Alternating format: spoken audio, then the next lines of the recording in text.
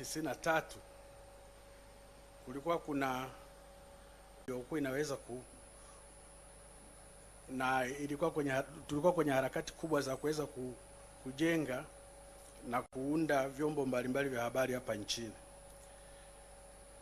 Kwa kuanza kabisa, leo napenda kutoa shukrani zangu kwa wizara, kwa Mheshimiwa Waziri na wizara yake kwa kuweza kutambua sasa rasmi michango ya vyombo vya habari binafsi kama vinavyoendelea kutoa huduma mbalimbali hapa nchini. Na ukweli ni kwamba vyombo binafsi vya habari vina mchango mkubwa sana katika nchi hii na bila kukatisha tamani kwamba ndio vinavyoongoza kwa kutoa taarifa na kufanya nchi iweze kuwa na mawasiliano mazuri ya radio, TV pamoja na internet na mambo mengineyo ambayo yanayoweza kufanya watu kupashana habari. Na kwa kuwa kikao hiki kimekuwa kama cha mara ya kwanza ni fact upande wetu, tumeweza kuvutiwa sana kwa kuanza kutambuliwa hii sekta kwamba inaitoa mchango hapa nchini, na tunategemea kama tunavyotarajia pale awali Katibu Mkuu alivyoelezea pamoja na wadau mbalimbali kwamba kwa mara ya kwanza tunaanza kuona sekta binafsi inaanza labda kuonekana kwenye mfumo wa bajeti ya nchi ya wizara kama sekta zingine za serikali au public broadcasters ambao wanazingatiwa. Kwa hiyo mchango wa sekta binafsi nao ni kitu cha kuangaliwa. Kwa kuwa muda ni kidogo, naweza kutoa tu vitu mbalimbali kama changamoto mbalimbali ambazo wanazo wamiliki wa vyombo vya habari hapa nchini. Kuna mambo mbalimbali ambayo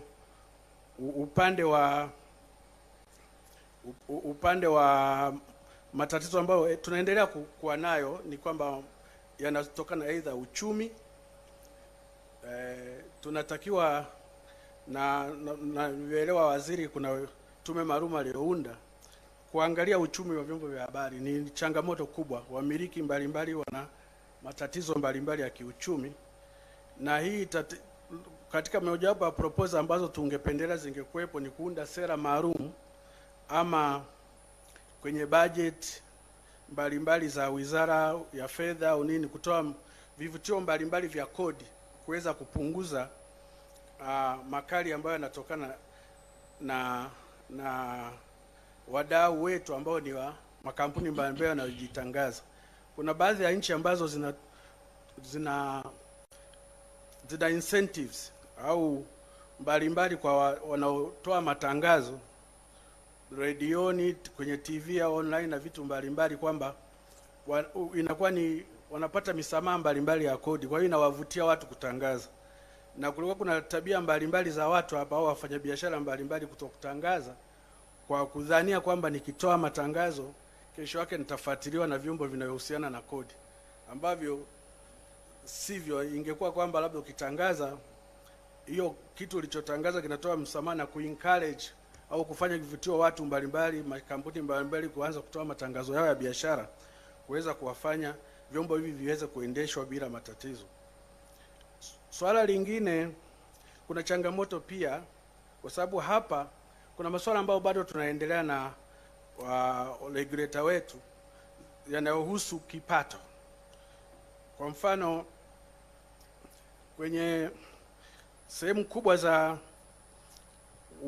upashaji wa habari ni aidha kuna redio ama kuna TV ama mitandao na vyombo na mifano kama hiyo. Sasa wote hawa sasa hivi vyanzo vyao vya mapato ni sehemu 2 ama 3, kwamba kutokana na matangazo ya biashara ama sio kama matangazo ya biashara, uundaji wa program zao mbalimbali, na cha mwisho ni kurusha vipindi mbalimbali kama vitakavyoingizwa na wadau wao. Sasa basi, hizi changamoto zilizopo ni kwamba kwa mfano hao MUX ni multiplex operators ambao wanaleta matangazo yenu kwa njia ya ving'amuzi na visimbusi ambavyo mnaweza kuyasikia au kuyaona. Sasa kuna changamoto kubwa ambayo ni kwamba asante nimepokea. Na kwamba tulikuwa kuna mifumo mbalimbali ambayo tunataka tuangalie ya kodi ya kuweza kurahisisha. Pili, katika sekta yote iliyobaki ambayo haina kitozo ni mtu kupata habari bure. Sasa wadau wamependekeza kwamba angalau kuna chochote kama wanachopata hao watu wa huduma hizo. Mapendekezo yameshaleta rasmi kwamba tunaomba wizara yaangalie na kuwapa kipaumbele yaweze kupunguzwa. Na la mwisho ni upande wa kodi mpya inayokuja kuhusu mazingira, ile eco levy. Kiasi fulani kuna mchanganyiko wa jinsi ya utozaji wa hizo kodi. Ina bei kubwa kama ukilinganisha na bidhaa zingine ambazo ziko kwenye utangazaji. Asante. Nawasilisha. Tumpigie makofi. Asante sana mwenyekiti wa MOAT. Naomba niseme kitu kimoja. Ni vizuri changamoto zitakuwepo wakati wowote, lakini tumesikiliza yale maeneo ambayo yangeleta au yatasaidia au ambayo yanawezesha kufanya ubia kati ya serikali na sekta binafsi. Kwa hiyo tunapozungumza changamoto, lakini ingependeza zaidi kama tungeanza kuelezea sisi upande wetu tunataka kushirikiana na wizara katika swala 1, 2, 3, 4 na tunachangia kiasi fulani cha fedha katika kuwezesha hicho kifanyike. Alafu elezea changamoto zako ili tujue tunawasaidiaje muweze kukamilisha hilo jambo. Baada ya kusema hayo, naomba nimkaribishe mwenyekiti wa TEF.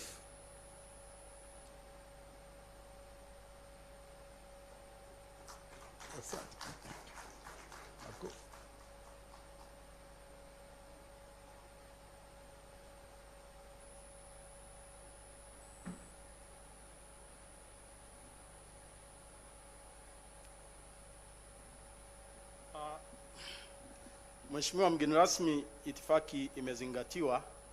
Tumeelekezwa kwamba tueleze jinsi gani ambavyo tutawezesha pesa kupatikana. Sisi tunasema kwamba mkishirikiana na vyombo vya habari, mkatoa taarifa kwa wakati na kwa usahihi zikawafikia wananchi, serikali itapata pesa za kutosha. Changamoto tulionayo ni uanzishwaji wa baraza huru la habari.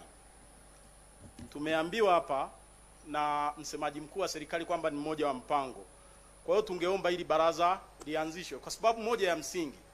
Yaani hapa tulipo, asubuhi unaweza kuamka Mheshimiwa Waziri akakushtaki Nkasi, mwingine akakushtaki Bukoba, mwingine akakushtaki Mwanza kwa kesi ile ile. Sasa tukiwa na baraza huru la habari litatufanya kwamba kesi zote zinakwenda eneo moja. Kwa hiyo Mheshimiwa Waziri, tunakuomba sana. Na umetikisa kichwa, tunaamini itatendeka.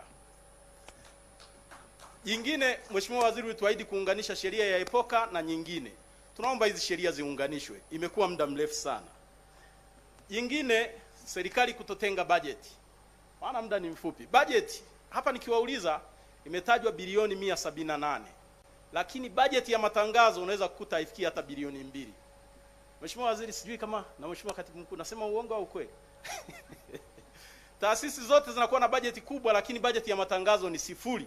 Na wakati mwingine wakifika mahala kwamba wanataka kupunguza bajeti, kwamba kuna tatizo, wanasema jamani, kule kwenye matangazo punguza. Lakini hapa niwaambie, mnachokifanya ni kile nilichoanza nacho, kwamba unapopunguza bajeti ya vyombo vya habari kujitangaza, ni sawa na vile CEO mmoja ambaye aliwaambia watu wake kwamba gharama za uendeshaji zimekuwa kubwa, tuache kutumia magari kuja kazini, sasa tuwe tunakuja kwa mguu. Kwa hiyo muda wa kutoka nyumbani kufika kazini unakuwa ni mwingi sana. Kwa hiyo naomba mkiweka bajeti ya kutosha kwenye vyombo vya habari kujitangaza, ile ni utility itakayowawezesha kufikia malengo ya serikali kwa wakati. Jambo jingine, na hili naisema kwa unyenyekevu mkubwa, waheshimiwa mawaziri, makatibu wakuu, watendaji wetu, mnapokuwa na jambo lenu mmeletwa na msajili wa hazina, yani mnatafuta hadi usiku wa manane, tunaomba tuje tuzungumze. Lakini mkiwa na kakashfa kidogo kama milioni 200 kwenye zilizopelekwa Nyegezi kwenye basi, yani nitakupigia kwenye gazeti, kwenye redio, kwenye TV mpaka asubuhi, simu haipokewi. Lakini Mheshimiwa Waziri huwa anapokea. Kodi ya ongezeko la thamani. Tumeona kwamba Afrika Mashariki wanataka kuharmonize. Lakini tunasema vyombo vya habari vipo kwa ajili ya kuelimisha. Unapotozwa kodi ya ongezeko la thamani, karatasi zinakuwa bei kubwa sana. Kwa hiyo tunaomba import duty na kodi ya ongezeko la thamani iondolewe. Artificial intelligence imeguswa hapa kidogo. Lakini kama hatujajiandaa kwa ajili ya artificial intelligence, miradi yote tutaandikiwa na artificial intelligence, tutawalipa watu ambao wanatumia artificial intelligence tunadhani wana ujuzi. Kuhamasisha uwekezaji katika vyombo vya habari. Tunaomba serikali itusaidie. Sijui na hapa nipige magoti kidogo. Kusaidia upatikanaji wa mitaji. Mtaji wa mwisho kuja Tanzania katika vyombo vya habari ni mwaka 2004 Aga Khan Foundation walipowekeza Mwananchi. Lakini tuna vikwazo vikubwa sana. Sera inazuia mwekezaji kutoka nje kumiliki 51%, lakini wenzetu wale wa kampuni za simu wanamiliki 100%. Tunadhani hiyo. Sasa hili la mwisho nilisema kwamba nataka nizungumze mengi kuliko wote na kwa muda mfupi kuliko wote. La mwisho, kesho ni miaka mitatu ya Mheshimiwa Rais Samia Suluhu Hassan, anatimiza miaka mitatu ya urais. Kwa hiyo naomba kwa pamoja tumpigie makofi na mtufikishie pongezi. Tunakushukuru Mheshimiwa Waziri kwa kutushirikisha, maana hatujawahi kushirikishwa katika vikao kama hivi. Asanteni sana.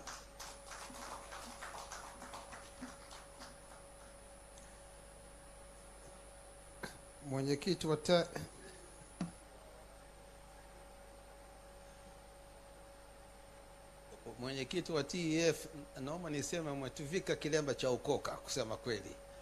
Yaani utashiriki sentensi moja ya kuanzia, alafu changamoto ziko 7.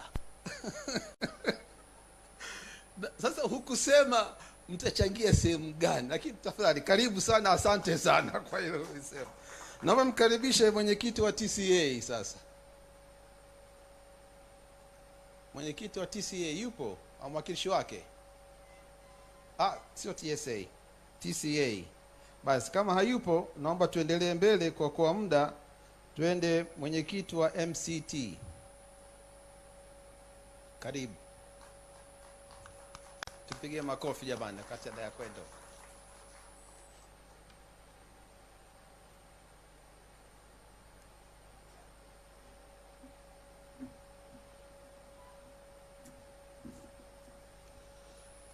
Ndugu Mheshimiwa mgeni rasmi, ndugu Nape Nnauye, waalikwa wote, mabibi na mabwana, kwanza niweke usahihi wa utambulisho.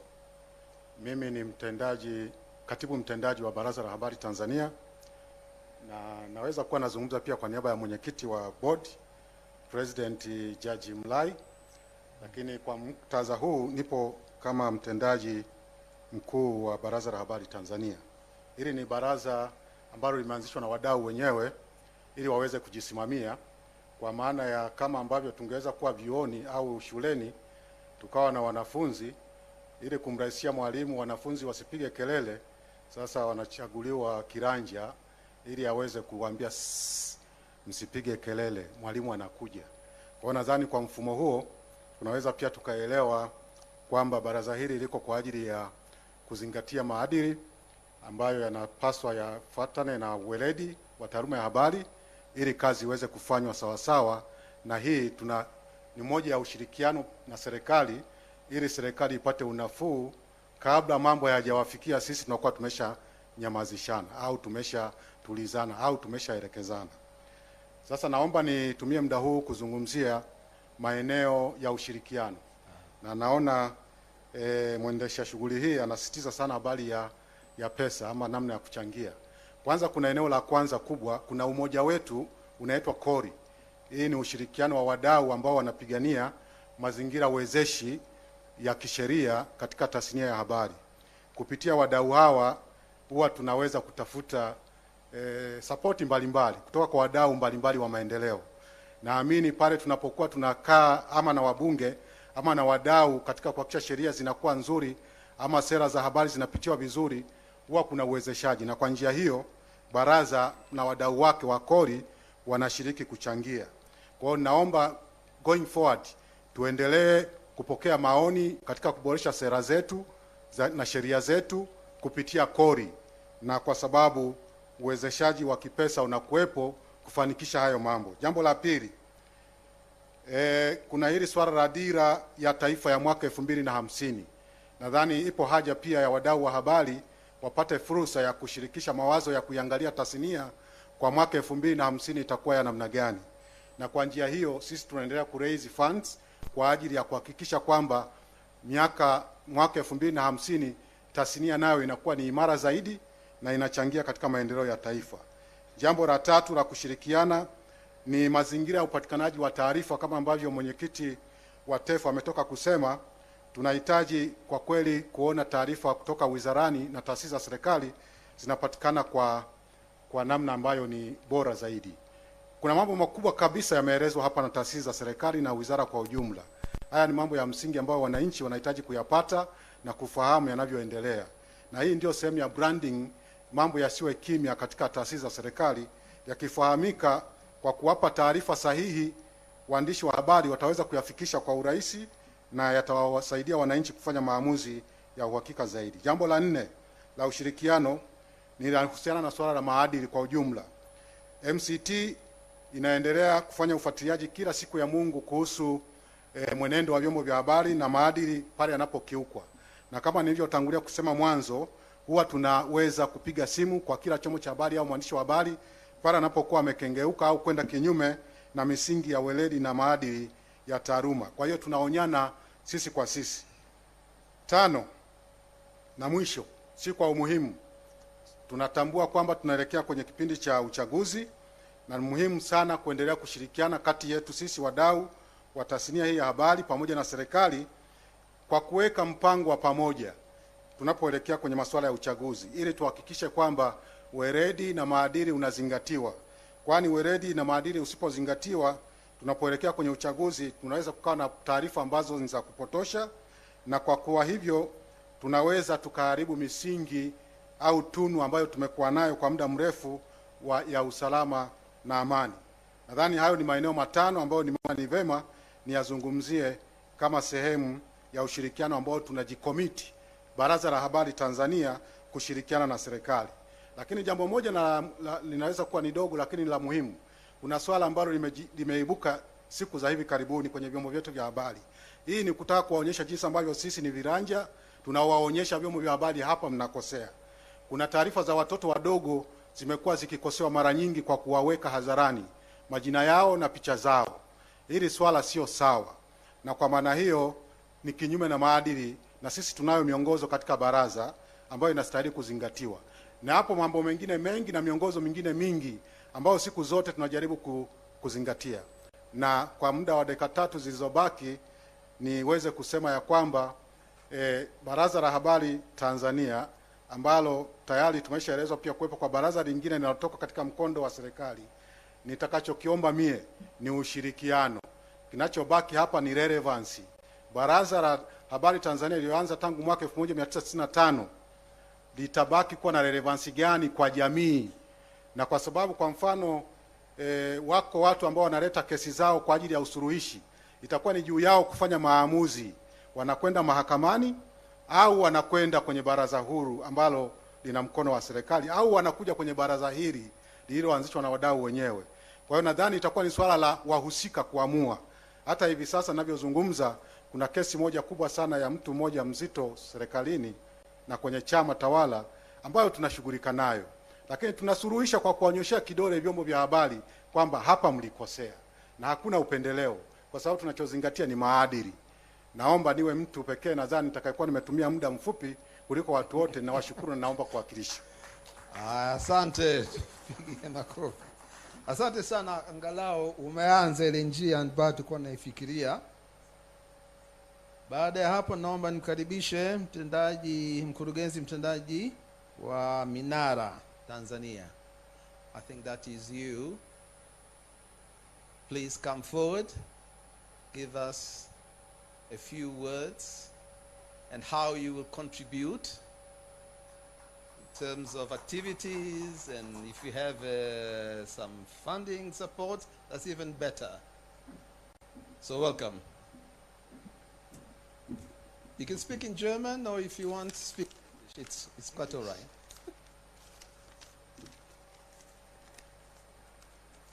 Good afternoon, everyone.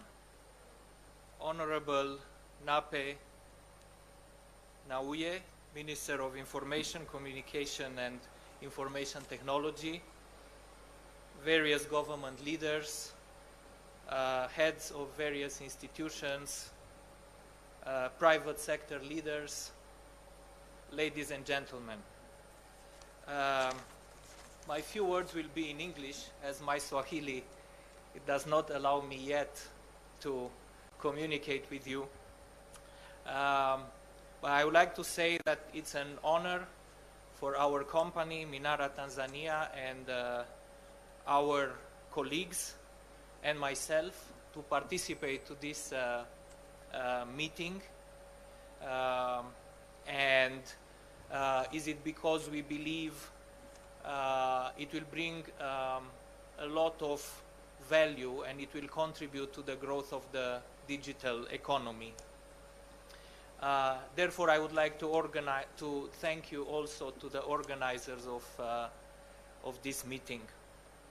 Minara Tanzania Limited is a provider of independent provider of wireless infrastructure. We talk about wireless infrastructure because we build or buy, then own and operate telecommunication towers and all the power systems around the tower that allows us to have uninterrupted power on the site. And then we lease these towers to mobile network operators, different ISPs, public or private radios. And that's why we are proud to call ourselves independent. I will say a few words about our history. We have started in January 2022 when we bought almost 1,500 towers from Airtel. And since then, we were blessed with a very good partnership with all mobile network operators, Airtel, Vodacom, Tigo, Halotel, TTCL, but also with UXAF. And this allowed us to continue growing. Since January 2022 till today, we have built more than 120 towers. And this year is going to be a very big year for us. We plan to build from now till end of December another 150 towers. And of course, this comes with a lot of investment. Our investment till today is close to $220 million. And from now till December, we plan to continue investing, and we'll have invested another $30 to $35 million. And these investments are coming to either build new sites or to reinforce existing towers in order to acquire more customers or to uplift our energy systems on site. So you see, my colleague and I, we have a mission, and this mission is to build as many towers as possible in order to facilitate our partners, the mobile network operators, different ISPs, to then put the active equipment on sites, the telecom equipment, and then serve the needs of the public, and in the end connect as many people to the digital economy. My colleagues and I, we look towards the future with great optimism. We are very optimistic about the future growth of Tanzania as a country, as an economy. We are very optimistic about the social developments in the country. And another source of optimism is the very good partnership we had with the different parts of the government of Tanzania.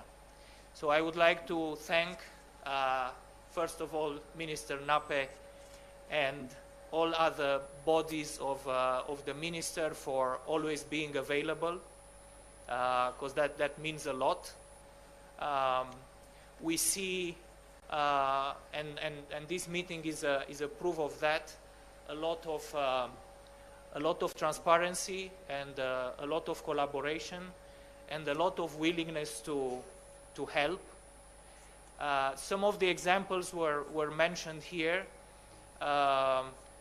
In our common effort to build the UXAF sites, we receive provisional environmental permits, and this really allow us to move faster. We estimate that we saved between 2 and in some cases even 4 months of building time for these sites, and we would encourage different government bodies to also help us with the building permits. That would allow us to speed and get another month or 2.5 months in the building time. So that would be our first suggestion. Our second suggestion, and I think as government people you must be hearing this very often, we are looking at the custom duties. As a company, Minara, we are investing all our profits towards our mission to building more sites. Having less custom duties on importing towers, importing solar systems and other energy systems will allow us to invest even more. And with that, I would just end up with a quote from Walt Disney, who said, "We don't make movies to make money. We make money to make more movies." So it's the same for us with the towers. We make money to build more towers, and should the custom duties decrease, we would have more money to build more towers. Thank you very much. Thank you very much for your presentation. Food for thought as you go back to your chair, sir.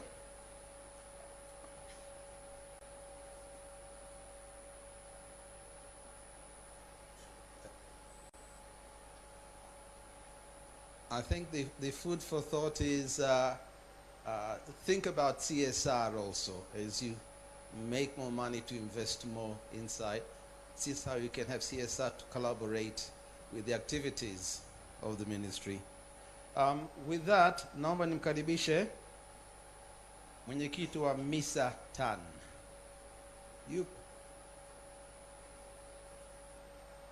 Karibu. Tupigie makofi. Mwanamama wa kwanza katika private sector anakuja kuongea na sisi jamani. Makofi yaongezeke kidogo.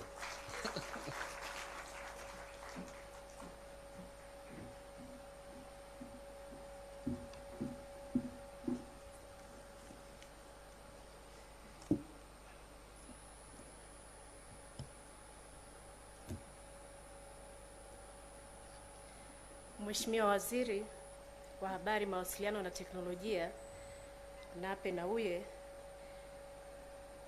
meza kuu, wageni waalikwa, itifaki imezingatiwa. Mheshimiwa Waziri, niruhusu nianze na kwa kumshukuru Mwenyezi Mungu kutupatia afya njema na uzima kwetu sote, lakini kutuwezesha kuwa na forum kama hii hapa. Mheshimiwa Waziri, MISA Tanzania tunampongeza sana Mheshimiwa Rais Mama Samia Suluhu Hassan kwa kazi nzuri anayofanya kuwatumikia Watanzania, lakini zaidi namna amechukua hatua kuliwezesha waandishi wa habari kuweza kutekeleza majukumu yao kwa uhuru na kuondoa vikwazo vilivyokuwepo. Mheshimiwa Waziri, kwa kipekee na kwa umuhimu mkubwa nitoe pongezi za dhati kwako kwa kuaminiwa na wananchi wa Mtama na kuaminiwa na mama kuongoza sio tu jimbo bali hata wanahabari na tasnia yake. Mimi toka nimejiunga na Misatan, hata kabla nimekuwa nikikusoma kama waziri, na umekuwa mlezi na umekuwa ukikutanisha wote bila kubagua. Pia nipongeze wizara na taasisi zake kwa mujibu wa mawasilisho yaliyokuwa hapa na bajeti iliyoweka hapa, ni kwamba watu kweli wapo kazini kuhakikisha kwamba tasnia hii inaboreka. Mheshimiwa Waziri, kabla sijaenda kuongelea changamoto, mapendekezo na mafanikio kwa upande wetu, labda ni kwa ajili ya manufaa ya wengine pia niitambulishe MISA. MISA kirefu chake kwanza ni Media Institute of Southern Africa Tanzania Chapter. Ni taasisi ya vyombo vya habari kusini mwa Afrika ikiwa na matawi kwenye nchi kadhaa Afrika. Nazo ni Angola, Botswana, Zimbabwe, Zambia, Malawi, Lesotho, Msumbiji, Tanzania na South Africa. Wanaileta tena kwenye uhai kutokana na kipindi kirefu cha mapito mbalimbali. Nasema hivi ni kwa sababu wakati MISA inaanzishwa, makao yake yalikuwa Namibia na ilianzishwa siku ya azimio la Windhoek tarehe 3 Mei mwaka 91 ili chini ya Umoja wa Mataifa, ikiwa na mlengo wa kuwa na uchechemuzi kwenye uhuru wa kujieleza, uhuru wa habari, uhuru wa kupata taarifa na kutoa taarifa na vyombo vya habari. Nimetoa hiyo historia fupi ili kwanza wote tupate picha kwa nini naelekea kuna kuelekea. Na kwa kuendelea, MISA imekuwa ikijishughulisha na shughuli mbalimbali za kuboresha, kuchechemua uhuru wa tasnia ya habari, upatikanaji wa taarifa, utoaji na vyombo vyake. Tumeshawahi kufanya mafunzo ya ndani na nje ya nchi kwa waandishi wa habari, kuwezesha uzalishaji wa vyombo vingine vya habari, na pia tumeweza kufanya uragibishi kwenye kuchechemua na kuboresha sheria mbalimbali za magazeti, huduma za habari, sheria za haki na taarifa. MISA Tanzania ikishirikiana na washirika wake wamefanya mafunzo nchi nzima kujenga uwezo wa waandishi, kuzijua sheria zinazowasimamia na taaluma zao, lakini pia MISA imekuwa pia mstari wa mbele katika kuhakikisha upatikanaji wa taarifa, kusukumwa kwa sheria ya haki ya taarifa 2016 na kuongeza msukumo wa utoaji wa taarifa. Mathalan, kila mwaka Septemba 28 MISA imekuwa ikishirikiana na MISA Regional kutoa taarifa ya tathmini ya namna gani uhuru wa kupata taarifa na kutoa taarifa ulivyo. Nasema hivi, hizi ni baadhi ya shughuli ambazo MISA imekuwa ikifanya, na imekuwa ikifanya hizi shughuli kwa takriban miaka 30 na zaidi. Hizi ni kazi chache tu ambazo MISA imekuwa ikizifanya. Nimesema niseme kwa ufupi kwa maana ya kwamba kuna haja kubwa ya kuangalia namna gani tunaangalia haya mafanikio, changamoto na vingine. Mheshimiwa Waziri, uchumi wa waandishi wa habari bado ni kitu mtambuka. Sasa huko ndiko sehemu ambazo sisi tunadhani ni vema zaidi tukashirikiana. Kwanza kabisa kwenye mafanikio, hapa nitaenda haraka kwenye mafanikio, lakini kabla sijaenda huko, nimeeleza historia fupi ya MISA na jinsi MISA ipo katika sehemu mbali kusini mwa Afrika, na tuna regional office ambayo kwa sasa hivi iko Zimbabwe, lakini imekuwa ikirotate, ilikuwa Namibia, ikawa wapi, who knows, maybe next is here. So tunahitaji kushirikiana ili hata hawa wadau wa kusini mwa Afrika, naenda kwenye presentation hapa tulikuwa tunaongelea SADC and other stakeholders know that Tanzania, not only being the first one and the second one in the information that have been shared here, but ina wadau ambao wako makini katika shughuli za kuboresha tasnia. Mafanikio tunayoyaona kwa sasa ni nia njema ya Rais na wizara yako kutaka kuboresha tasnia. Na hii hapa ni kwa kuthibitisha ni huu muendelezo wa kuwa na majukwaa tofauti ama nafasi tofauti za kujadiliana na wadau wa habari namna ya kuboresha. Lakini pia mafanikio mengine kwa kujipendelea kabisa, uchechemuzi uliofanywa na MISA Tanzania kwa takriban miaka 30 na zaidi iliyopita umesababisha haja ama kuonekana umuhimu wa kutoa elimu kwa waandishi wa habari. Ni kitu ambacho kimeongeza tija kwenye tasnia. Sasa kwenye mapendekezo, naona kuna mpango wa wizara kuwa na mfuko kwa ajili ya mafunzo. Sasa mafunzo, sisi tuna uzoefu Mheshimiwa Waziri, miaka 30 na zaidi, na tunashirikiana na wadau wa kimataifa na wadau wengine katika kufanya hili. Na imani kabisa katika swala la kutoa elimu tukishirikiana, kwa kuwa sisi tunafanya kazi na waandishi directly, tunafanya kazi na serikali, tunafanya kazi na wadau wa maendeleo, tunaweza tukaja na maeneo ambayo tunadhani bado yana ugumu ama yana ukakasi.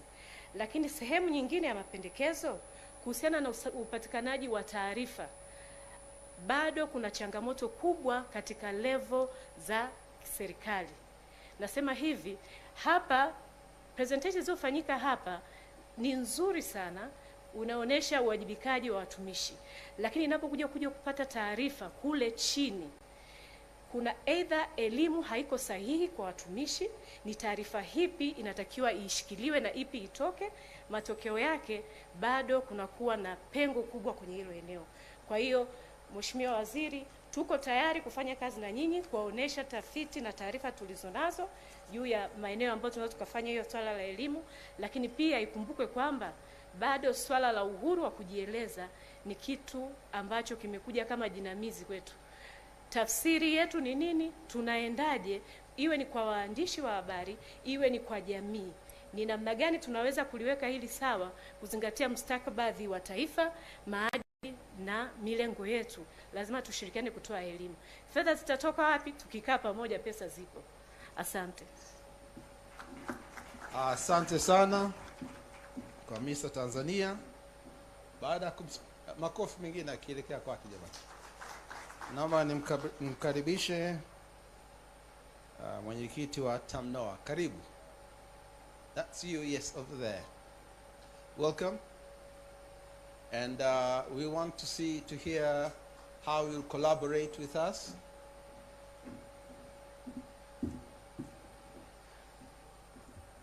Thank you, MC. Minister of Information, Communication and Information Technology, Honorable Nape Nnauye. Deputy Minister of Information, Communication and Information Technology, Honorable Engineer Kundo. Permanent Secretary, Mheshimiwa Mohamed Hamis Abdallah. All protocols observed. I would like to greet each and one of you for joining this very important session today. Good afternoon, ladies and gentlemen. I understand I'm between you and lunch. Good afternoon, ladies and gentlemen. On behalf of TAMNOA, which is the Tanzania Mobile Network Operators Association, I would like to start by sincerely thanking the Minister of Information, Communication and Information Technology for inviting us today. This spirit of dialogue, inclusiveness, and collaboration is testament of the government's commitment to pushing forward the country's development agenda as a collective involving both private and public sector.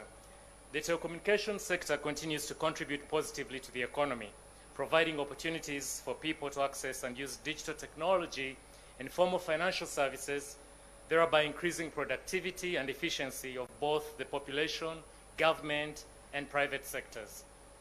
on behalf of TAMNOA, I also want to commend our sector regulator, TCRA, under the leadership of Dr. Jabir Bakari, for creating a stable and predictable regulatory environment. Over the years, as an industry, we have provided direct and indirect employment to millions of Tanzanians.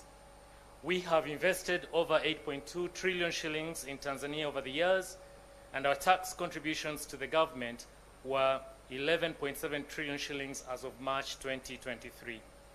In a very special way, I want to recognize and appreciate the Honorable Minister and your team and the entire government for not only creating an environment whereby, as an industry, we are able to contribute to tax and policy deliberations, but also for acting on our recommendations for the greater good of the country and its economy. I would want to briefly dovetail into some areas of interest to us as a sector, but to the users as well. A good and recent example of the recent interventions is the case of mobile money levies. Last year, the government made a decision on mobile money transfers. Our business case at the time for the removal of mobile money levies was hinged on the basis that it would stimulate volumes of transactions, leading to more tax collections.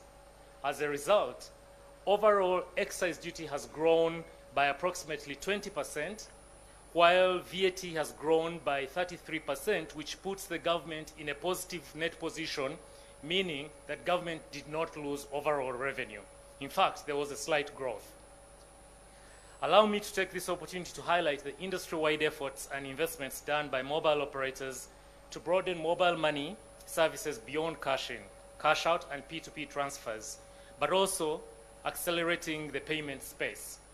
Through innovation and awareness, we have managed to diversify the use of mobile money, whereas the pay-by-phone solution is becoming common practice for businesses and customers alike.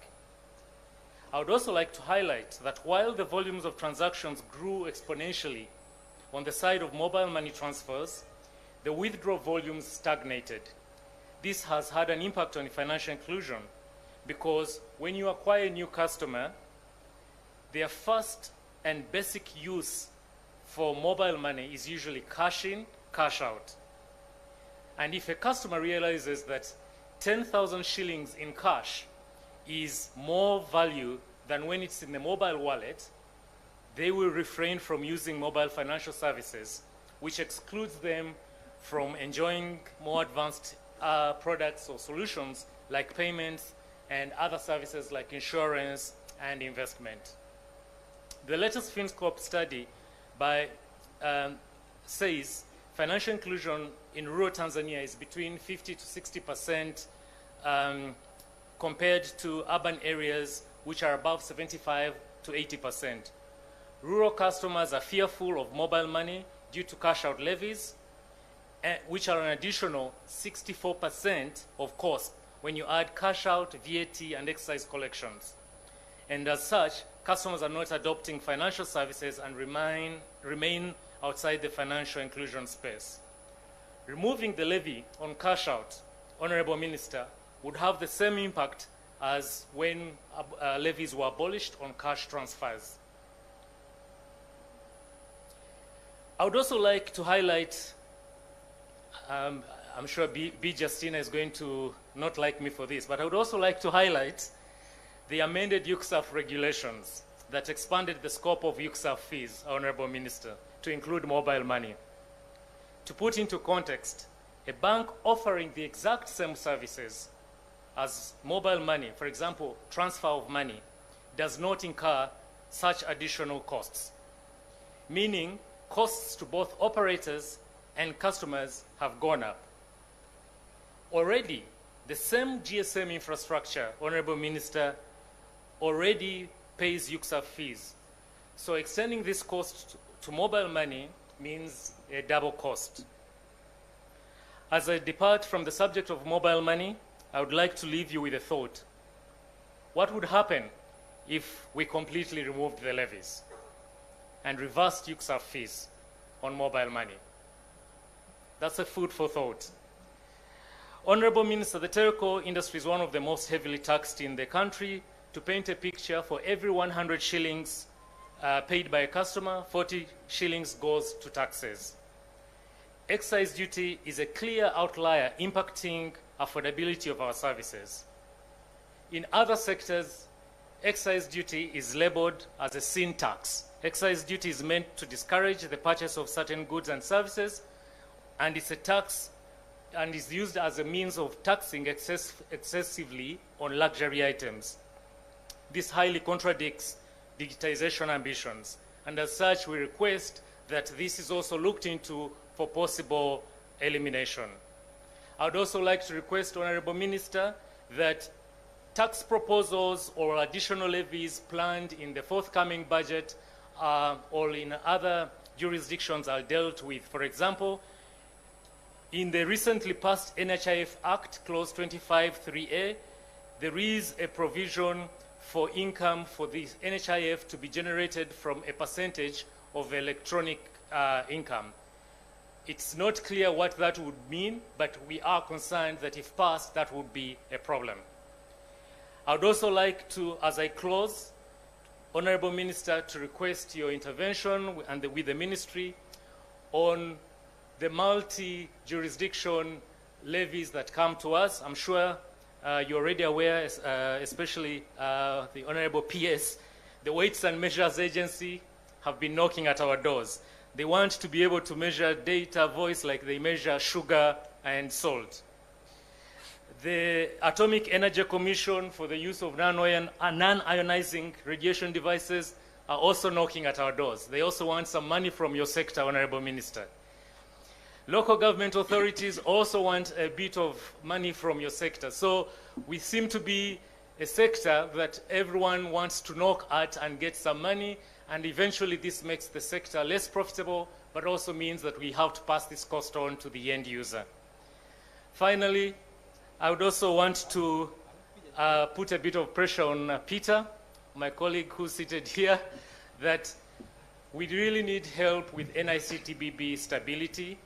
You and I and my colleagues have had these conversations for quite some time. NICTBB impacts us when we get a fiber cut, you get a whole region going down for hours. To give you an example, between January and December alone, each of us lost almost 560 hours downtime. That is a lot of time where customers, the service is down and they can't access either the internet or even sometimes voice quality. And obviously, we also want to request you, Peter, that we look at the charges on NICTBB. Honorable Ministers, we go into the new budget cycle. I hope we can get a way of decreasing the NICTBB costs. Peter charges us $2.84 per Mbps. When I compare with Seacom and Easy, it's about 32 US dollar cents, and sometimes as high as 76 US dollar cents. So compared to the 2.8 US dollars, that's quite on the high side, and I would request that that is also looked into going forward. I'll end there because I keep seeing the 1 minute sign coming up. There's so many more things we can discuss, but I thought that those were the pressing matters, Honorable Minister, that I should present to you on behalf of TAMNOA. Thank you. Maybe Philip, before you leave, please. Tumpigie makofi nadhani. Kuna jambo nataka kuliomba kwao. Before you leave, Philip, thank you for the nice presentations and the issues you raised. But in 1 minute, as government, we wanted your commitment as TAMNOA. We have shown here since morning the areas that we wish to work together. I mean, from UCSAF, the poster, and other areas. I know you are not there, but being a chairman of TAMNOA, on behalf of your team, we just want a commitment that we raised areas that we propose that we work together on investing on those areas. I just want 1 minute commitment on that. You have raised the issues. I promise we will work on the issues. But I really, really want your commitment of working together especially on the coming implementations of our budget. I believe your friends were here. Yes. And please bless him to have the commitment on behalf of you. Thank you, Mheshimiwa Waziri. I see my colleagues are nodding and they're giving me the thumbs up. You have our commitment as a sector, Honorable Minister, to work with you on this. Thank you. Thank you very much for that commitment.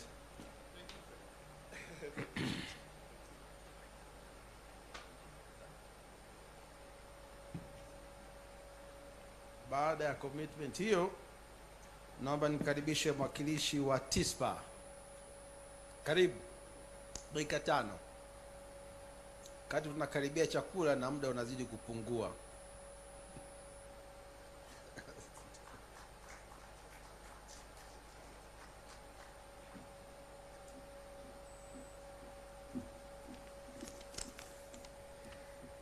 Mheshimiwa Waziri wa Habari, Mawasiliano na TEHAMA, meza kuu pamoja na washiriki wote, itifaki imezingatiwa. Naomba nianze kwa kutoa shukrani zangu za dhati haswa kwa Mheshimiwa Waziri pamoja na timu nzima ya wizara yake kwa jitihada kubwa ambazo wamezifanya kuhakikisha kwamba wanajenga mazingira mazuri ya kuweza kuwavutia wawekezaji katika sekta hii. Sisi kama chama cha watoa huduma tumekuwa tunapata maulizo kutoka makampuni mbalimbali ya nje ya nchi kutaka kujua uwezekano wa kuja kuinvest. Kuna ambao tayari wameinvest na wengine wako njiani kuja kuinvest katika sekta hii. Inaashiria kwamba wamekubaliana na hali halisi ya mazingira ya kibiashara nchini kwetu. Kwa hiyo kwa niaba ya uongozi na wanachama wa TISPA tunapenda tuwashukuru kwa dhati kwa kazi kubwa ambayo mlioifanya ya kuondoa vikwazo vya kikodi na visivyo vya kikodi, na kubwa haswa ni ile la kuondoa tozo, kupigania kuondoka tozo la right of way. Right of way ilikuwa ni tatizo kubwa sana na kikwazo kikubwa sana kwa watoa huduma ya internet, kwa sababu wanachama wetu walikuwa wanapaswa kulipa dola 1,000 kwa kila kilomita moja ya fiber ambayo watadeploy. Lakini katika budget speech ya mwaka huu wa fedha 23-24 wizara yako ilipunguza tozo hiyo kutoka dola 1,000 mpaka dola 100 kwa kilomita, kitu ambacho kimepelekea kuona kwamba kuna makampuni mengi ambayo sasa hivi yameanza kudeploy fiber kuelekea katika majumba ya watumiaji. Kwa hiyo hiyo ni achievement kubwa ambayo lazima tuiseme. Naomba niseme kwa ufupi tu shughuli zetu kama chama cha watoa huduma wa internet. TISPA mbali ya kwamba ni trade association, lakini kinaendesha miundombinu ambayo ni muhimu sana kwa taifa hili. Nazo ni internet exchange points. Wanachama wetu waliona haja ya kuwa na kituo cha kubadilishana mawasiliano ya internet nchini, hivyo wakaona kwamba tukabidhi jukumu hilo sisi kuweza kuviendesha, kwa sababu good practice inataka internet exchange iwe ni carrier neutral, iendeshwe na taasisi ambayo haifungamani na utoaji wa huduma hiyo. Kwa hiyo kwa sasa hivi tunaendesha vituo 6 vya internet exchange. Kikubwa kiko Dar es Salaam katika jengo la Post House ambacho ndio kinabadilisha mawasiliano kutoka kwa SP mmoja kwenda kwa mwingine, na kuanzia mwanzoni mwa mwaka huu tumeshuhudia ongezeko kubwa la traffic ambayo inakuwa exchange pale kutoka gigabytes 30 mpaka 70, na kutokana na projections zetu tunafikiria mpaka Julai inaweza ikafikia hata gigabytes 100. Hiyo ni ishara kwamba kuna uwekezaji mkubwa katika sekta hii ya ICT nchini. Sisi kama TISPA tumejipanga tuendelee kushirikiana na serikali kwa karibu kwa kuendelea kuzungumza na makampuni ya kimataifa kuja kujiunga katika kituo chetu ili kusogeza huduma zao karibu na watumiaji hapa nchini. Kwa sasa hivi tunao Google, Akamai, Facebook, Microsoft na Netflix ambao wamejiunga pale na hivyo kufanya huduma hiyo hiyo karibu na watumiaji hapa nchini. Tuko katika mazungumzo na watu kama Amazon, CDN77, China Mobile International kuona uwezekano pia wa kujiunga katika hii Internet Exchange Point ya Dar es Salaam. Internet Exchange zingine zipo Zanzibar, Dodoma, Mwanza, Arusha na Mbeya. Mheshimiwa Waziri, naomba nihitimishe kwa kusisitiza tena kama mwenzangu wa TAMNOA alivyosema kwamba mmekuwa mnapigana kuondoa vikwazo vya kikodi na sivyo vya kikodi. Tunashukuru sana, mmeweza kutusaidia. Tozo ya right of way imeondoka, lakini bado kuna changamoto ya kodi hii ya excise duty ambayo ni asilimia 17. Sisi kama TISPA tunaomba iangaliwe, ikiwezekana hata ipunguzwe, irudi katika 10% kama ambavyo nchi jirani ya Kenya wenzetu wanavyo charge, ili kuwapunguzia gharama watumiaji wa internet nchini, kwa sababu jitihada kubwa ziko katika miundo mbinu, lakini kama hatutaangalia kupunguza gharama kwa watumiaji, basi hatutakuwa tumewasaidia sana katika swala hilo. Kwa hiyo swala la kupunguza gharama za internet ni muhimu ili Watanzania wote waweze ku-access hii huduma muhimu, kwa sababu sasa hivi huduma nyingi za serikali zinatolewa kupitia internet nchini. Kwa hiyo machache naomba niwakilishe. Asante sana. Na baada ya wasilisho hilo, naomba nikaribishe mwenyekiti wa TSA dakika 5.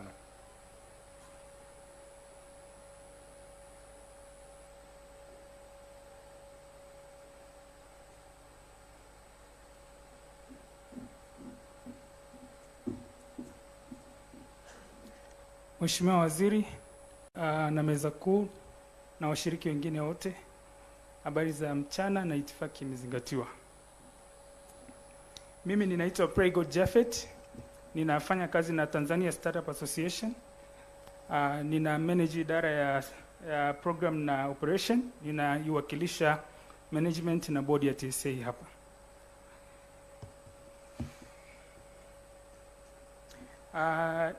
Kwanza tunashukuru sana kwa kuwepo mahali hapa leo. Labda nitoe kwa faida ya wengine wote, nitoe very brief introduction ya startup na ecosystem ya startup Tanzania. Startup ni biashara changa na zinazokuwa ambazo zina harness innovation au teknolojia, na hii ndio sababu kubwa ya kwa nini tuko hapa. Na jambo la pili, startup za Tanzania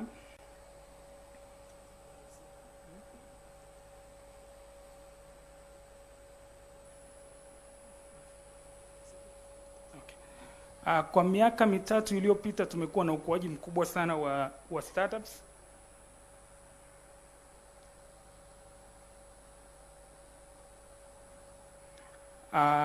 Ambapo kwa sasa tuna startup ambazo zinafahamika zaidi ya 800. Kwa miaka mitatu iliyopita zimeattract foreign direct investment zaidi ya bilioni 500 na zimetengeneza ajira mpaka mwaka jana zaidi ya 100,000. Na kama alivyosema Mafuru asubuhi, startups zina harness innovation na zinatupa nafasi ya kuleapfrog, kutengeneza ajira, kuchangia kwenye digital economy, lakini pia kuiweka Tanzania kwenye ramani ya dunia. Ukiangalia hizi data zinazungumzia mpaka mwaka 2022, na startups zinatoka katika sekta mbalimbali. Sekta zinazoongoza ni kilimo, software as service ambao watu wengine wanaita ICT, pamoja na fintech, financial technologies. TSA sasa ama Tanzania Startup Association ni chama cha startups. Tunawaleta pamoja ili kuwaunganisha na wadau mbalimbali kwenye ecosystem, ikiwa ni pamoja na serikali. Tumekuwa tukifanya kazi na Wizara ya Mawasiliano kwa muda mrefu na tunawashukuru sana. Pia kama alivyosema Mafuru asubuhi, wizara yako Mheshimiwa Waziri imekuwa ni kinara katika serikali. Mmetuembrace na kwa muda mchache tumefanikiwa kufanya mambo kadhaa. Kubwa kabisa lilikuwa ni kuweka framework ya kitaifa inayoruhusu ambayo inaitwa National Regulatory Sandboxes, ambayo imeruhusu sector regulators kufanya kazi na startup hata pale ambako mazingira si uwezeshi. Lakini pia taasisi zilizoko chini yako TCRA alikuwa wa kwanza kuadapt hii framework, na tumewezesha startup zaidi ya 10 kwa kipindi cha miaka 2 iliyopita, ambao nao wanawezesha watu zaidi ya 1000. Lakini pia kupitia leadership ya wizara, sector regulators wengine kama BOT, CMSA nao wameadapt ile framework, nao wanaanza kuimplement. Kwa hiyo kwanza tunashukuru sana wizara kwa kuwa kiongozi. La pili, Tanzania tumekuwa na changamoto kwenye masuala ya startup, kuanzia kwenye access to finance, kwenye skills na masuala ya kikodi. Lakini yote haya yanatokana na kutokuwepo kwa sera na sheria ambayo inatengeneza framework ya namna gani ambavyo serikali na wadau wengine wanaweza kufanya kazi na startups. Tumeshirikiana pia na wizara kwa kuimplement sasa sera na sheria ya startup. Tuko katika hatua za mwanzo na tunaenda vizuri. Tunategemea tutakuwa nayo, lakini pia tukiwa nayo sasa itafungua milango ya sector regulators kufanya kazi na serikali kwa ujumla na wadau wengine kufanya kazi na startup. Lakini pamoja na hayo, Mheshimiwa Waziri, nimesema hapo nyuma kwamba startups zimevutia uwekezaji zaidi ya bilioni 500 kwa miaka 3 iliyopita. Tunaweza kuvutia zaidi, lakini kuna baadhi ya changamoto ambazo bado zinaendelea kutukumba, ikiwa ni pamoja na kutokuwepo kwa tax break startup wanavyoanza. Lazima tukumbuke kwamba startups zinaanzishwa na vijana ambao wengi ni graduate, hawana mitaji mikubwa kama corporate na kadhalika. Kwa hiyo wanahitaji mazingira wezeshi ili waweze kuanza, alafu baadaye wanaweza kuchajiwa kodi. Lakini pia changamoto nyingine ni alternative minimum tax. Startups zinachukua muda mrefu kuwa profitable. Sasa kabla sheria yetu inasema baada ya mwaka wa pili kama hujaanza kutengeneza profit utachajiwa kwenye mapato ghafi. Itakuwa kama expense kodi. Sasa hii inaweka mzigo mkubwa, lakini at the same time kuna sekta mbili, kilimo na elimu, zimekuwa exempted kwenye alternative minimum tax. Sasa kwa kuwa nyinyi mmekuwa viongozi wa kuchampion masuala ya startup, tunaomba pia na hili nalo mlichukue. Jambo jingine ni capital gain tax. Uwekezaji ule unaokuja Tanzania wakati wa exit wanakuwa charged capital gain tax. Ya kwetu Tanzania is highest in the region. Kwa hiyo investors wanaona ni bora waende Kenya au nchi nyingine za jirani ambako capital gain tax iko chini. Lakini pia jambo jingine ni VAT kwenye software. Nilisema mwanzo kuwa katika sekta zinazoongoza ndani ya startup, software as service ni namba 1. Dakika moja. Asante. Kwa maana ya watu wanaotengeneza mifumo mbalimbali. Sasa hawa wanachajiwa software na inafanya software ambazo ni locally produced ziwe more expensive kuliko ambazo mtu angenunua nje kama Google na kadhalika. Sasa niishie hapo, lakini nitoe tu kwa kifupi maeneo ambayo tunaona collaboration based na presentation iliyofanyika. Kwanza, sisi TSA na jumuiya yetu yote ya startup Tanzania tunaona nafasi nyingi za kutoa technical partnership or collaboration kwenye kutengeneza sera na sheria na miongozo mbalimbali ambayo imesemwa hapa. Lakini pia eneo la pili, kuna ujenzi wa chuo cha umahiri cha ICT. Tunafanya kazi na watu ambao wako kwenye sekta ICT, kwa hiyo nachelewa kusema kwamba tuna experience on the ground Kwa nadhani tuko kwenye nafasi nzuri zaidi ya kuwa technical partner, lakini pia kuleta market experience wakati wa kufanya mambo yote haya. Kuna matengenezo pia ya e-commerce platform, alisema Maharage hapa. Tuna startups ambao wanaweza kutengeneza quality products ambazo zinakidhi vigezo ambavyo nyinyi mnakuwa mmeseti. Na tukifanya kazi kwa pamoja na promote pia upatikanaji wa masoko kwa startups. Ulisema pia kuhusu e-wallet na innovation center ambazo ICT Commission wanaenda ku-implement across the country. Tutaleta ile technical na market experience ya namna gani ambavyo tunaweza kushape mambo haya ili yawe na lasting impact kwenye nchi yetu. Lakini pia mara nyingi ukizungumza na watu kama Vodacom ni wakubwa au MNOs na mabenki, ila tukizungumza na startup ni wadogo. Context, kuna muda context inakuwa tunaweza kuwa sort of misinformed, lakini ukiangalia tuna vijana wengi sana wanaingia kwenye soko la ajira. Kila mwaka wanaingia almost milioni 1, na kuna ukuaji mkubwa sana wa interest ya vijana kujiajiri kwenye startups. Sisi tunaona kuna a very big potential ya kutoa ajira kupitia startups kama kukiwa na mazingira wezeshi, lakini pia na intervention hizi zikiunganishwa kwa pamoja kupitia sera na sheria, lakini pia na ushirikishwaji. Kwa hiyo ninaomba kuishia hapo, Mheshimiwa Waziri, na tunaendelea kushukuru kwa uongozi wako. Asante sana. Mwenyekiti wa JOUTA yupo? Mwenyekiti wa JOUTA upo? Ndio wewe? Karibu sana, karibu sana. Dakika 4 na sekunde 60.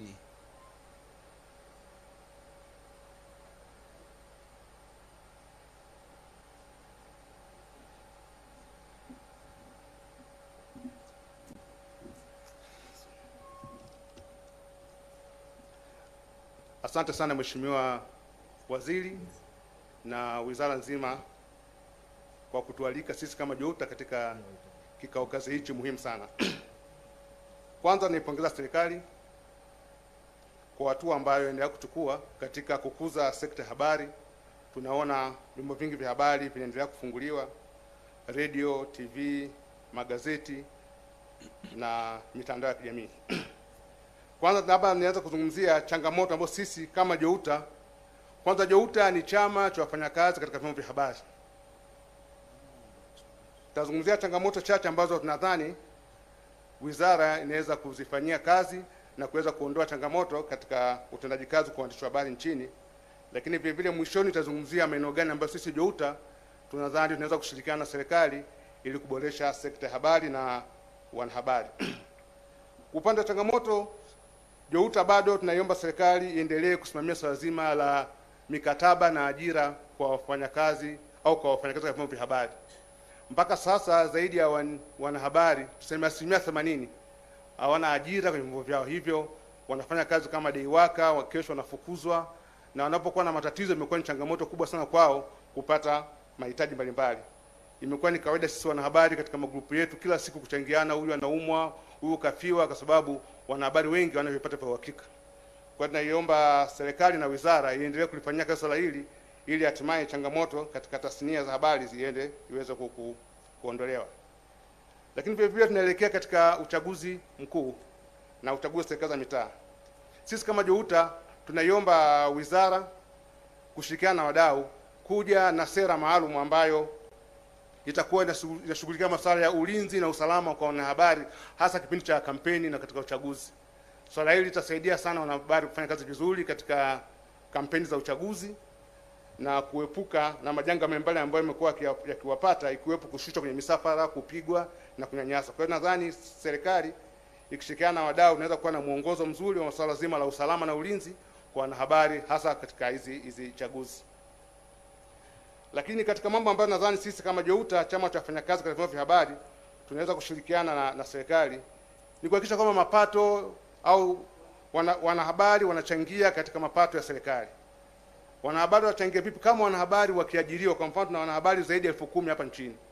Kama wanahabari hao wakiwa wote wana ajira, ina maana watalipa kodi ya serikali, ina maana malipo yote serikali itakayolipa. Kwa hiyo ina maana hapa serikali itaongeza mapato mengi kutokana na sekta ya habari. Kwa sasa hivi ukiulizwa mchango wa wanahabari katika pato la taifa au mchango wa wanahabari katika pay as you earn, huwezi kuona mkubwa, sababu 80% hawana ajira na wamekuwa wakifanya kazi katika mazingira magumu, hivyo imekuwa vigumu kwao kuchangia katika pato la taifa. Lakini vile vile katibu mkuu alizungumzia mwelekeo wa wizara kuelekea katika masuala ya artificial intelligence. Sisi kama JOUTA, chama cha wafanyakazi katika vyombo vya habari, tunaona hii ni fursa nzuri na inaweza kuwa na manufaa, lakini inaweza kuwa na changamoto. Kwa kuleta umanufaa, sisi naomba serikali jitahidi sana katika hii mifumo ya artificial intelligence, basi itoe mafunzo kwa wanahabari ni jinsi gani wanaweza kushiriki katika mifumo hii, kuwa nyuma mifumo, kwa sababu inapoelekea sasa hivi kazi nyingi zinaweza zikapungua kutokana na artificial intelligence. Watu watataka kuandika habari kwa kuuliza mawazo kupitia artificial, kuandika uchambuzi artificial. Kwa hiyo tukiwa na mafunzo kwa wanahabari kuwa nyuma hii mifumo, ina maana haitaathiri ajira zao, lakini itaongeza ajira kwa wanahabari. Lakini vile vile serikali imekuwa na sera au sheria ambayo inazuia wawekezaji kutoka nje katika sekta ya habari kuwa na hisa au uwekezaji zaidi ya 50%. Si nadhani hii ni changamoto, kwa sababu kama tunataka tupate wawekezaji makini katika sekta ya habari, basi tufungue wigo kama sekta zingine, at least hata 50%, ili tupate wawekezaji makini ambao watakuja kuwekeza na wanahabari wengi watapata ajira na watalipwa vizuri kama ilivyo sekta nyingine. Kwa sababu sekta nyingine swala hili alipo sana, nadhani kuna masuala ya usalama na nini, lakini ni muhimu sasa kulitizama ili kuweza kukuza sekta ya habari na tupate wawekezaji ambao ni serious, ambao wanaweza kusaidia ukuaji wa hii sekta.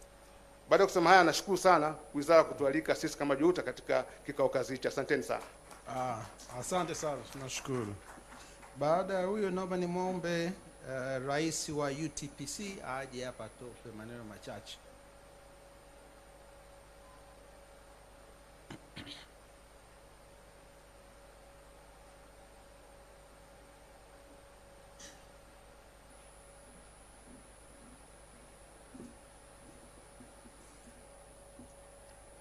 Jamhuri ya Muungano wa Tanzania. Mheshimiwa Nape Nnauye, Waziri wa Habari, Mawasiliano na Teknolojia ya Habari, itifaki ikiwa imezingatiwa. Kwanza naomba nianze kwa kutoa shukurani kwa serikali ya Jamhuri ya Muungano wa Tanzania inayoongozwa na Mheshimiwa Rais wa Jamhuri ya Muungano wa Tanzania Mama Samia Suluhu Hassan kwa kuboresha mazingira ya kazi kwa waandishi wa habari wa Tanzania.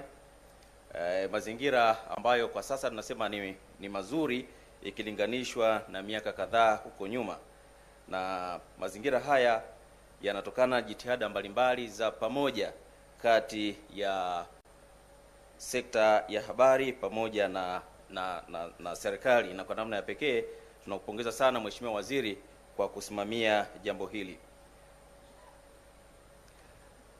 Jambo jingine ambalo ningependa kuzungumza hapa Mheshimiwa Waziri, ni commitment yetu sisi kama waandishi wa habari au umoja wa klabu za waandishi wa habari Tanzania ambao unasimamia press club 28 Tanzania bara na Tanzania Zanzibar, ambazo zinasimamia waandishi ambao wako kwenye mikoa mbalimbali, ni kuendelea kufanya kazi na kushirikiana na serikali katika maeneo mbalimbali katika mikoa na wilaya zetu. Lakini tungependa sana yapo mambo ambayo tumekwisha anza kushughulika nayo, serikali yako imekwisha anza kushughulika nayo, na nayo ni mabadiliko ya sheria mbalimbali pamoja na kanuni mbalimbali. Tunaamini ya kwamba mambo haya na ambayo tayari mengine imekwisha tungiwa sheria, basi yale yaliyobaki, kwa sababu package nzima kutoka kwa wadau ipo ofisini kwako na maeneo machache yamefanywa kazi, yale ambayo bado hayajafanywa kazi, basi tunaomba sana katika siku za usoni yaweze kufanywa kazi ili sekta ya habari iwe huru zaidi. Jambo muhimu kwa waandishi wa habari wa Tanzania, Mheshimiwa Waziri na washiriki wote, ni ulinzi na usalama wa waandishi wa habari nchini, ambao ni jambo muhimu sana. Tunaomba wizara ijenge mazingira mazuri ya waandishi wa habari, kuchochea uwajibikaji wa viongozi ili kumsaidia Mheshimiwa Rais kazi mbalimbali. Tuna changamoto katika maeneo yetu wilayani na mikoani. Viongozi wetu kwenye kada mbalimbali wanatamani kuona wao wakisikika zaidi kuliko sauti za wananchi, kitu ambacho sisi kama waandishi wa habari tunadhani wanaopaswa kusikika zaidi ni wananchi na changamoto zao, ili serikali au mamlaka iweze kufanyia kazi hizo changamoto. Lakini pale ambapo mwandishi wa habari anapaza sauti za wananchi zaidi, basi vitisho na shutuma mbalimbali zimekuwa zikitolewa dhidi ya waandishi wa habari na kufanya waandishi wasitekeleze majukumu yao ipasavyo. Jambo muhimu jingine, Mheshimiwa Waziri, ni hali ya uchumi wa vyombo vya habari ambalo pia limeelezwa na wadau wenzetu wa sekta ya habari. Lakini sisi kama UTPC tunaomba sana, hivi karibuni uliunda tume ya kuangalia uchumi wa vyombo vya habari, tume ambayo kwa mara ya kwanza uliipa miezi mitatu, lakini sasa nadhani nakaribia mwaka bado majibu yake hatujayapata. Basi ni wakati mwafaka majibu ya tume ile yaweze kuwa hadharani ili mapendekezo yake yaweze sasa kufanyiwa kazi na tuone tija ya kile ambacho tume hiyo imeweza kupendekeza. Na sisi kama muungano wa klabu za waandishi wa habari Tanzania tuko tayari kwenda na mapendekezo hayo. Na ingine, Mheshimiwa Waziri, ni sekta ya habari ni muhimili wa 4 usio rasmi. Kwa maana hiyo ni kitu muhimu sana au chombo muhimu sana, na sisi tunashukuru heshima hiyo mnatupa sana kama muhimili wa 4. Lakini changamoto zimeelezwa hapa ziko kwa kiwango kikubwa sana, na namna ya kutunasua, Mheshimiwa Waziri, ni pamoja na kupunguza kodi mbalimbali ambazo ni nyingi sana kwa sasa kwenye sekta ya habari ili tuweze kuchangia kikamilifu. Sisi taasisi za kihabari tunapata ruzuku yetu sehemu kubwa kutoka nchi za wenzetu ambazo walipa kodi wanalipa. Kwa hiyo hata sisi ikiwapendeza serikali kuangalia namna ya kusaidia au kutoa ruzuku kiasi fulani kwa vyombo vya habari binafsi, itachangia sana maendeleo ya nchi hii. Na mwisho kabisa, kwa fahari kubwa tunajivunia mashirikiano ya karibu ya miradi mbalimbali ya serikali. Kampuni hii ilianzishwa mwaka 2006 na ni class 1 CRB contractor, na tuna presence nchi nzima, tukiwa nadhani ndo kampuni pekee ambayo ni technology service provider ambaye ana presence at least ofisi moja katika kila mkoa, baadhi ya mikoa tukiwa na ofisi zaidi ya moja. Na tulikuwa startup, tukawa SME, na sasa hivi ni corporate. Mwaka 2015 tulikuwa ranked as number 1 best SME company, na mwaka 2019 tuligraduate as a corporate by surpassing a revenue of 20 billion shillings. We have grown since then to more than 70 billion of in year 2022, while we are waiting for the results of year 2023. As a technology service provider, we have to work closely with various vendors, technology vendors. Uniquely, I have to recognize the first vendor is Huawei for the close partnership we have been having over the years. I think the CEO is here. And we don't have a lot of assets, but we pride ourselves with the competence of our team. Every vendor we work with, we have to be certified, and I'm glad to have a team of 50 certified engineers locally. We don't have any expert. If you go to immigration, we don't have a single work permit applied. All our engineers are local experts. And as I said, with humility and pride, I mentioned a few key projects that we work in a close partnership with the government of Tanzania, just to appreciate the magnitude and sensitivity of these projects. Sometimes when I meet my colleagues, my schoolmates, they ask me mbona mvi zimekuja mapema? Baadhi ya sababu ndio hizi. So the first project that we have been working with over 10 years is the rollout of Tanzania National ID System, which, as Dada Connie mentioned here earlier, so far, apart from the problems that arose in between, but now things are going well.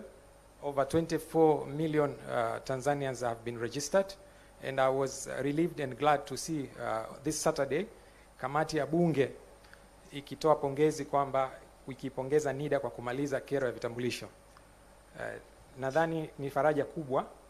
Mradi wa vitambulisho kwa asilimia kubwa ni mradi wa ICT, na sisi tunahusika moja kwa moja kuanzia setup ya data centers, registration systems, more than 1,500 registration kits, processing systems, ID production systems, issuance, and later on usage of the electronic ID card.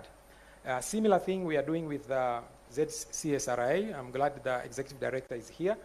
We are their contractor for the kitambulisho cha Mzanzibari mkazi, lakini pia system inayo produce birth certificates, marriage certificates, death certificates, etc. Again, another thing that is also big and sensitive, we work closely with the Tanzania immigration system on since the beginning of the setup and issuance of electronic passports, electronic visa, electronic permit, and electronic border. So if you hold a Tanzanian passport, the systems that we have deployed together with an American company, HID, we are part and parcel from the inception to now the usage. When you travel, when you go at the airport, you take your biometrics when going in, out, all the entry and exit systems, the back-end checks with watch lists, etc. That is the part of our work, mostly done by the local ICT experts in our company. We are also working with your ministry on the national ICT backbone expansion. We have a project now about to finish. We have about 111 sites expansion of national ICT backbone. And I'm glad to say we are left with less than 10 sites to finish, which should be finished in the next 30 to 60 days. And along with the ICT backbone is the last mile connectivity. You have the backbone and then you have to reach the last mile.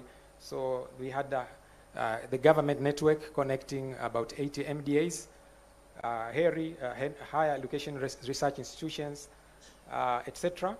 We are also involved in the government data centers under e-government agency and also ZICTIA in Zanzibar.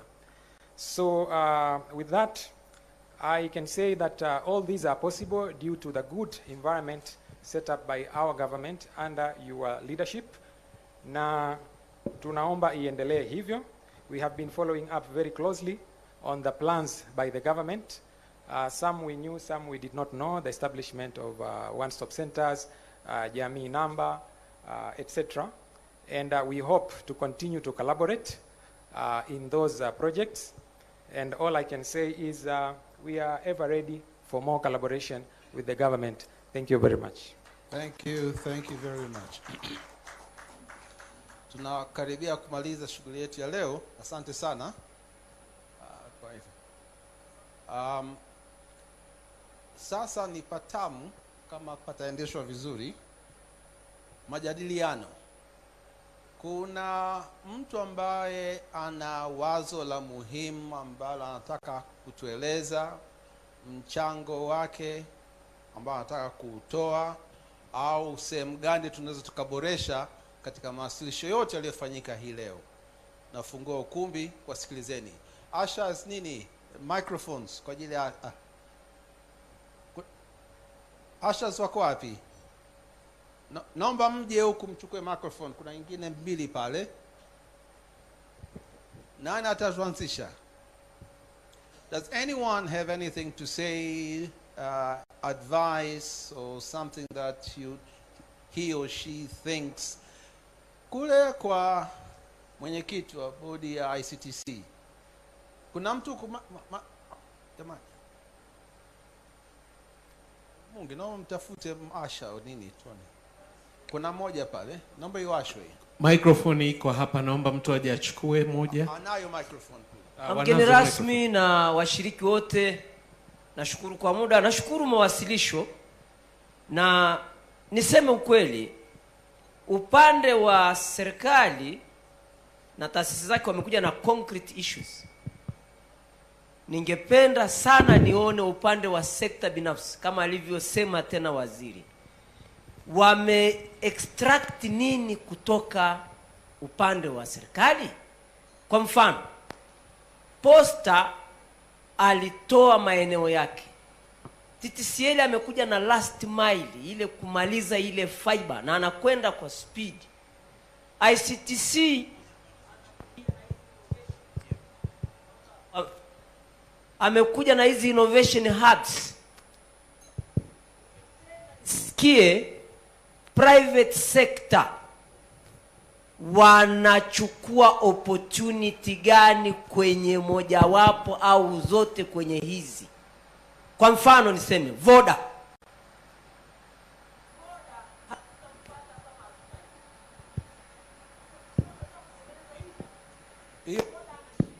Kwenye kufika hapa tunapotaka, manake this is now a consumer. Mwenyekiti, hiyo ni nini? Hii ni mobile phone tu. Asante sana na nimemaliza. Sawa. Voda, you're being mentioned here. Did you understand what he said? Microphone here, please.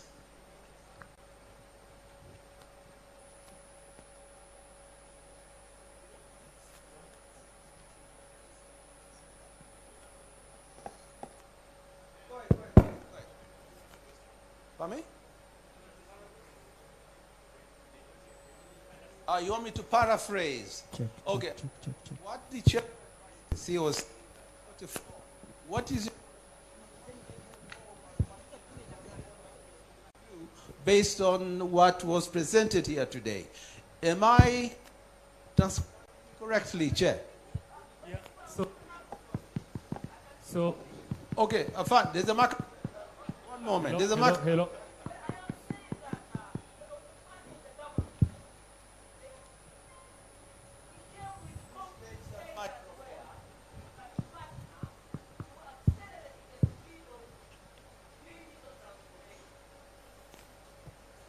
Well, but I say I didn't see the concrete commitment from the private sector concerning acceleration of digital transformation.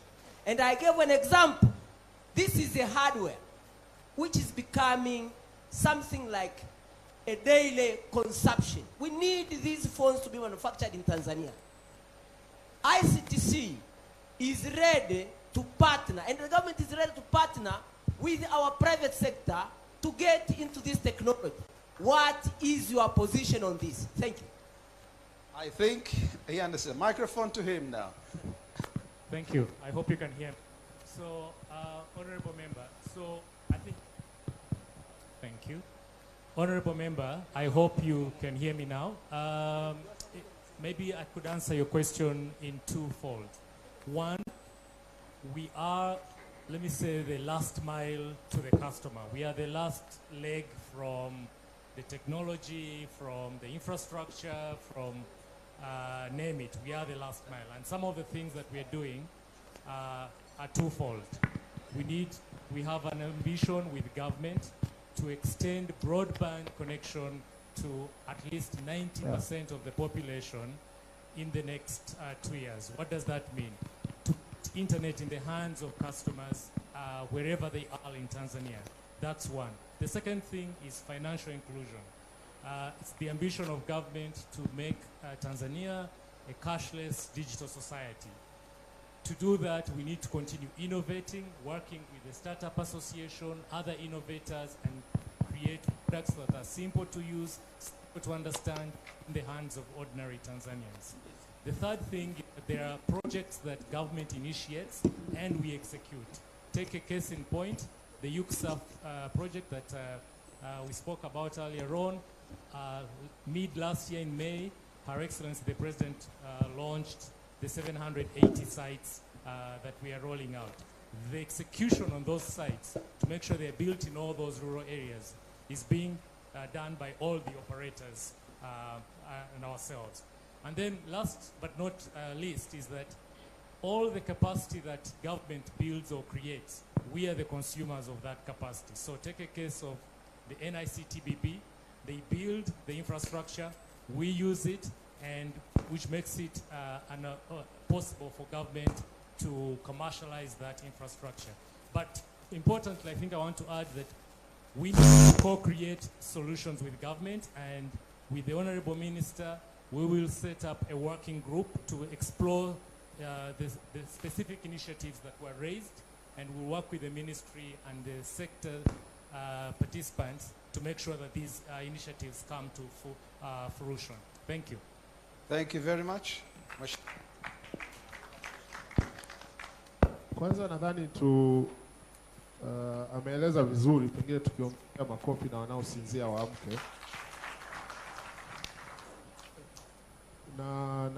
Na hakika wanaofanya translation watasaidia ili nisirudie kwa Kiingereza. Nachotaka kusema ni nini? Tumeleta private sector na public sector pamoja. Tumefanya presentations. Public sector imefanya mawasilisho na wao wamefanya mawasilisho. Ili tupate makubaliano, ni vizuri pande hizi mbili tukatengeneza timu ndogo za wataalamu. Kutoka serikalini tukawa na timu ndogo na wao wakawa na timu ndogo, zikakutana pamoja, zikapitia haya mapendekezo yote, ndio tutapata commitment, ndio tutapata maeneo ambayo tutakubaliana namna ya kufanya kazi pamoja. Nadhani hiyo ndio namna bora ya kufanya. Wenzetu wameibua changamoto kadhaa. Sijui mambo ya kikodi, ya nini, ya taratibu na nini, ambayo lazima tuyapitishe kwenye michakato ya kiserikali kuona namna ambavyo tukanayo. Lakini na wenzetu tumetaka commitment yao ambayo kwa vyovyote vile lazima wakapitishe kwenye michakato fulani, kwenye vikao vyao, kwenye bodi zao, kwenye taratibu zao. Isipokuwa kitakachofanyika, kwa sababu tuko nyuma ya muda kuelekea bajeti, itabidi tukimbizane. Na wito wangu kwa katibu mkuu ni kwamba hili jambo lifanyike kiwezekana mapema sana. Leo kesho timu hizi zikutane, zizungumze, na kwa sababu haya mambo yamechakatwa kwenye pande zote mbili, ni rahisi kuja na makubaliano ya pamoja. Alafu hayo ndio yatakuwa registered kwamba haya ndio maeneo ambayo sasa public na private sector tunakwenda kufanya kazi pamoja kwenye kuelekea huko mbele. Nadhani hiyo ndio itatusaidia. Vinginevyo tukirushiana hizi hatutafika mwisho na tutatengeneza commitment hewa, hazitatoa majibu hapa. Nakushukuru Mheshimiwa Waziri kwa maelekezo hayo. Asante sana. Kwa hiyo sasa nauliza